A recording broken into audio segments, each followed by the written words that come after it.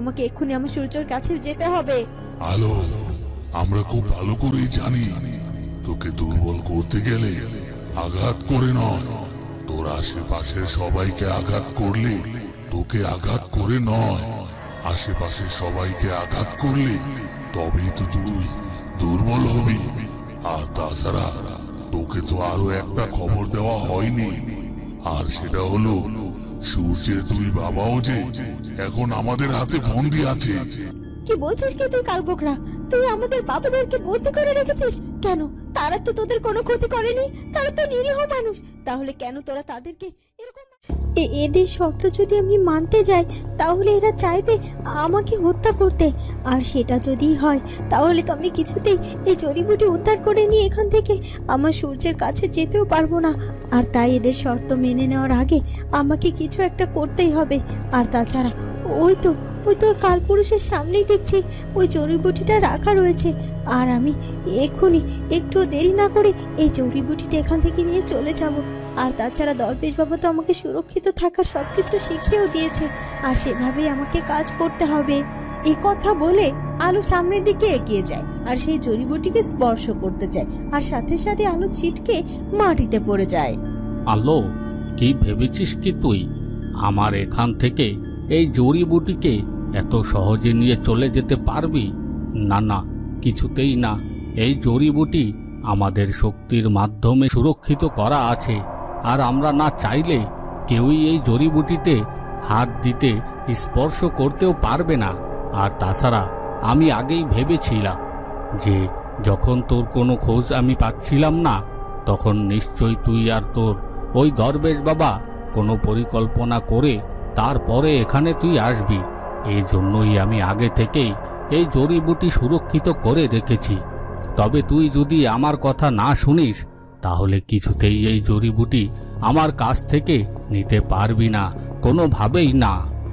কালপুরুষ, আমার মনে হচ্ছে এই আলো কিছুতেই আমাদের শর্ত মানবে না, আরো কোনোভাবে জড়িবুটি নিয়ে এখান থেকে পালানোর ফন্দি আঁটবে।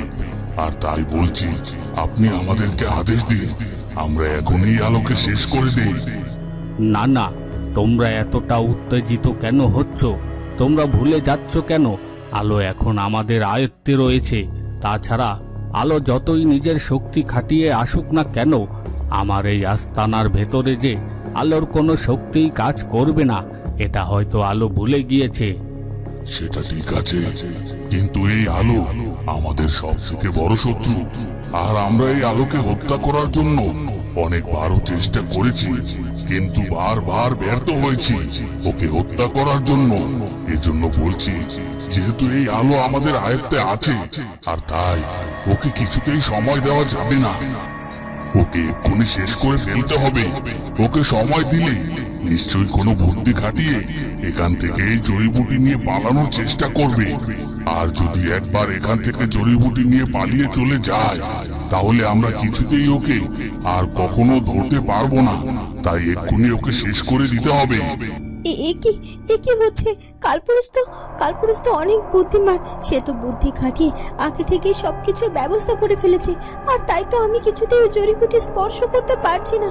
আর এই জড়িবুটি যদি আমি স্পর্শ নাই করতে পারি তাহলে কি করে আমি এই জড়িবুটি নিয়ে এখান থেকে পালিয়ে যাব আর আমার সূর্যকে সুস্থ করব?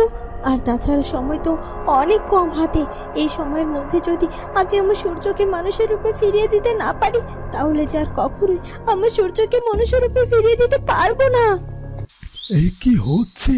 ওই কালপুরুষ তো আগে থেকেই সবকিছু বুঝতে পেরে গেছে, সবকিছুর ব্যবস্থা আগে থেকে বের করে রেখেছে। আর তাছাড়া আলোর এত কিছু করে তো কোনো লাভ নেই। আলোয় আস্তানায় প্রবেশ করার সাথে সাথে আলোর উপর করা সব সুরক্ষা যে একেবারে কেটে গেছে। এখন যে আমার বড্ড চিন্তা হচ্ছে। ওরা যদি এখন আলোর কোনো ক্ষতি করে দেয় তাহলে তাহলে কি হবে? আর তাছাড়া ওরা কোন শর্তের কথাই বা বলছে? আর আলো কি আদেও সেই শর্তটা মেনে নেবে? আর তাছাড়া আমি খুব ভালো করে বুঝতে পারছি ওরা যদি আলোকে কোনো শর্ত দেয় সেই শর্তটা নিশ্চয় কোনো ভালো কিছু হবে না। তবে আমার এত পরিশ্রম এত সহজে নষ্ট হয়ে যাবে এটা তো ভাবতেই পারিনি। সবকিছু ঠিকঠাকই ছিল, কিন্তু ওই কালপুরুষের শক্তির কাছে আমার শক্তিটা যে এতটা দুর্বল হয়ে যাবে এটা আমি কিছুতেই ভাবতে পারিনি। আর তাছাড়া আলো এখন কি করবে? ও তো নিজে ওখান থেকে সুরক্ষিত অবস্থায় নিজেকে ফিরিয়ে আনতে পারবে না। তাহলে জড়িবুটি কি করে উদ্ধার করে আনবে? আর একটু একটু করে হাতের সব সময় যে কমে যেতে শুরু করেছে, আর সামান্য কিছু সময় অবশিষ্ট আছে। আর এই সময়ের মধ্যে যদি আলো কোনোভাবে সূর্যকে সুস্থ করতে ব্যর্থ হয় তাহলে আর কিছুতেই সূর্যকে সুস্থ করা যাবে না। তখন যে অনর্থ হয়ে যাবে আর অশুভ শক্তির জয় হয়ে যাবে, এটা যে কখনোই হওয়া উচিত নয়। আর শুভ শক্তি হয়ে যাবে পরাজিত, যেটা কখনোই মেনে নেওয়া উচিত নয়। নাগরানী, আলো যে এখন মহা বিপদের মধ্যে পড়ে আছে, কারণ ওই কালপুরুষ নিজের বুদ্ধি আর শক্তি খাটিয়ে আলোকে একেবারে নিজের আয়ত্তে নিয়ে নিয়েছে। আর তাই আলোকে ওখান থেকে ওই জড়িবুটি নিয়ে বেরিয়ে আসাটা একেবারে কঠিন হয়ে গেছে। আর তাই তো আলোকে সাহায্য করার মতো কেউ নেই। দরবেশ বাবা নিজেও তো ওখানে প্রবেশ করতে পারবে না, তাই আলোকে কি করে সাহায্য করবে? এই জন্য আমার হচ্ছে বড্ড ভয় হচ্ছে আলোকে নিয়ে। কি বলছো? কি জাদু বলো? এত কিছু ঘটে যাচ্ছে। না না না না, এটা কিছুতেই হতে পারে না। আমার আলো এভাবে বিপদের মুখে পড়ে থাকবে আর আমি এখানে চুপচাপ হাত পা গুটিয়ে বসে থাকবো? এটা যে কিছুতেই হতে পারে না। আর কে বলেছে আমার আলোকে সাহায্য করার মতো কেউ নেই? আমি আছি, ওর মা এখনো বেঁচে আছে। তাই এখন আমি আমার নিজের প্রাণের কথা চিন্তা না করে আমি যাব আমার আলোকে ওখান থেকে উদ্ধার করে নিয়ে আসার জন্য। কিন্তু নাগরানী, আপনি ওখানে গিয়ে তো আলোকে ওই অশুভ শক্তিদের হাত থেকে মুক্ত করতে পারবেন না। যেখানে যেখানে দরবেশ বাবা হার মেনে যাচ্ছে সেখানে আপনি কতটুকুই বা কি করতে পারবেন বলুন তো?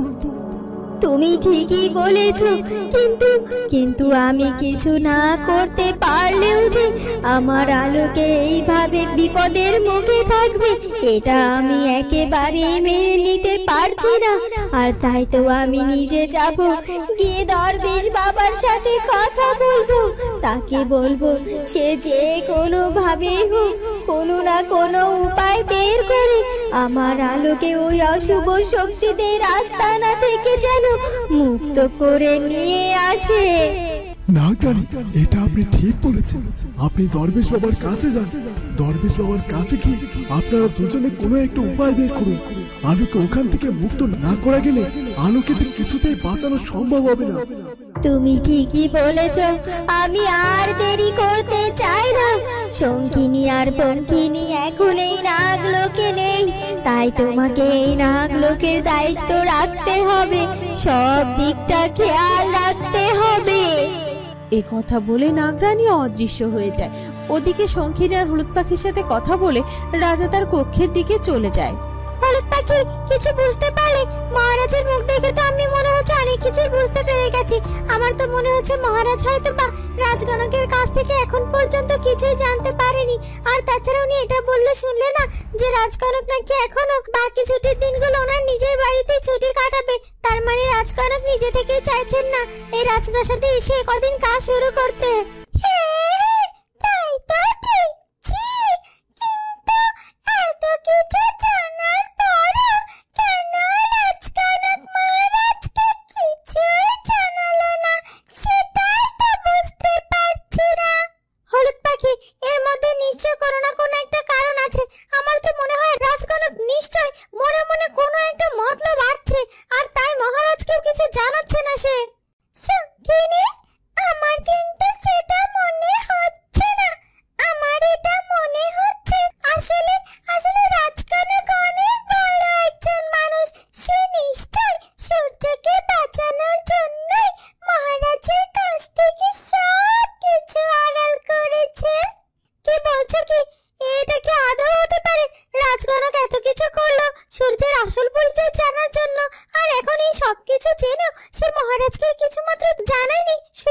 সূর্যকে বাঁচানোর জন্য? বেশ অনেকটা দিন ধরে আমি এই রাজপ্রাসাদে আছি, আর তাই রাজকনককে দেখে আসছি। আর এতদিনে রাজকনকের মধ্যে আমি খারাপ কিচ্ছু দেখিনি। আর তাছাড়া আমি যেটা ভাবছি সেটা সেটা আমি নিশ্চিত নই। তাই আমি এক কাজ করি, আমি বরং গিয়ে রাজকনকের সাথে একটু কথা বলে আসি, তাহলে সবটা নিশ্চিত হয়ে যেতে পারবো। কি বলছো কি? তুমি রাজকনকের সাথে কথা বলতে যাবে? যদি এতে করে কোনো বিপদে পড়ে যাও তাহলে কি হবে বুঝতে পেরেছো তো? বিপদ আর কি হতে পারে বলো তো? ইতিমধ্যেই তো রাজকনক সব কিছু জেনে গেছে, আর তাই রাজকনকের সাথে যে আমাকে কথা বলতে হবে। শঙ্খিনী, তুমি কক্ষে যাও আর সূর্যের দিকে খেয়াল রেখো। আমি যাচ্ছি রাজকনকের কাছে, তার সাথে গিয়ে কথা বলছি। তো বন্ধুরা, কি হতে চলেছে এরপর সেটা জানবো আমরা কুচবরণ কন্যার পরবর্তী পর্বে। আর আমাদের আজকের ভিডিওটি ভালো লাগলে অবশ্যই আমাদের চ্যানেলটিকে সাবস্ক্রাইব করে দিও। দেখা হবে পরের ভিডিওতে। ধন্যবাদ।